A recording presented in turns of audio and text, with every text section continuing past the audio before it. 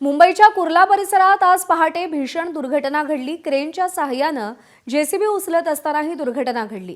क्रेननं JCB machine हवेत उचलल्यानंतर ती बऱ्याच उंचावर असताना अचानक क्रेन आणि जेसीबी दोन्ही खाली कोसळले। या अपघातात खाली उभे असणारे 10 जण जखमी झाल्याची माहिती आहे। पहाटे 3:40 सुमारास ही दुर्घटना घडली। अद्यापपर्यंत या दुर्घटनेत जखमी झालेल्यांपैकी कोणाचाही मृत्यू झाल्याचं वृत्त समोर आलेलं नाही।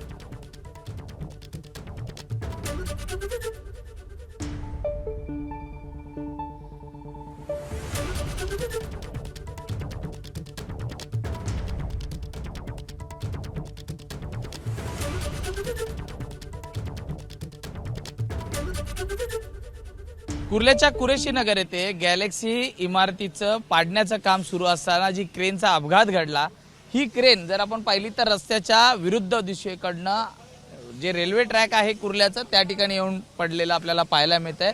यावरूनच हा अपघात किती भीषण आहे हे आपल्याला समजू शकेल। आता गॅस कटरच्या माध्यमातून हे क्रेनचा जो भाग आहे हा कापण्याचं काम सुरू आहे। या ठिकाणी ज्यांच्या घरावरती हे क्रेन कोसळलेली आहे ते देखील आहेत, आपण त्यांच्याशी देखील बातचीत करणार आहोत। सर, सुबह कितने बजे का इंसिडेंट है?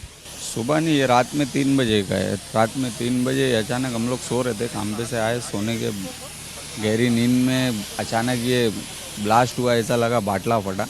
हम लोग बाहर निकले, पूरा धुआं धुआं, हम लोग को लगा ऐसा बाटला फटा। फिर बाद में जब घर का धुआं गया उसके बाद में देखा गया तो एक क्रेन उधर से इधर गिरा।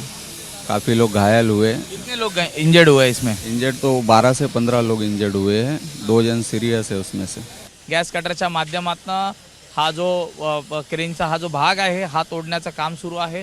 मोठं नुकसान हे कुर्ल्याच्या या कुरेशी नगर येथे क्रेन अपघातामध्ये झाल्याचं आपल्याला पाहायला मिळतंय। त्यामुळे एकूणच आता कशा पद्धतीने संबंधितांवरती कारवाई होते पोलिसांकडनं हे पाहणं महत्त्वाचं राहणार आहे। व्हिडिओ जर्नलिस्ट आसिफसह मी सूरज सावंत, एबीपी माझा, मुंबई। एबीपी माझा, उघडा डोळे बघा नीट।